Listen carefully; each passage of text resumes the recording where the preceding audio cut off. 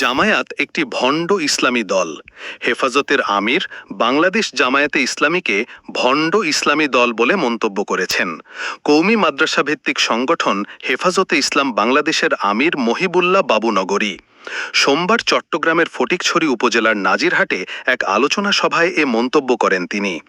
আগামীর ফটিকছড়ি বিনির্মাণে উলামায়ে কেরামের করণীয় শিরোনামে স্থানীয় একটি কমিউনিটি সেন্টারে এ সভা হয়। আয়োজক ছিল বৃহত্তর ফটিকছড়ির ওলামা মাশায়েখগণ। সেখানে হেফাজতের আমির বলেন, জামায়াত ইসলামী ভণ্ড ইসলামী পার্টি, সহি ইসলামী পার্টি না। এটা শুধু আমি বলছি না, মুরব্বীরাও বলে গেছেন। জামায়াতে ইসলামের ইসলাম হলো মওদুদির ইসলাম, আর আমাদের ইসলাম হলো মদিনার ইসলাম। মওদুদির ইসলাম করলে ঈমান থাকবে না।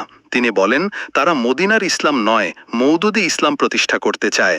আমরা জামায়াতে ইসলামকে ইসলামী দল মনে করি না।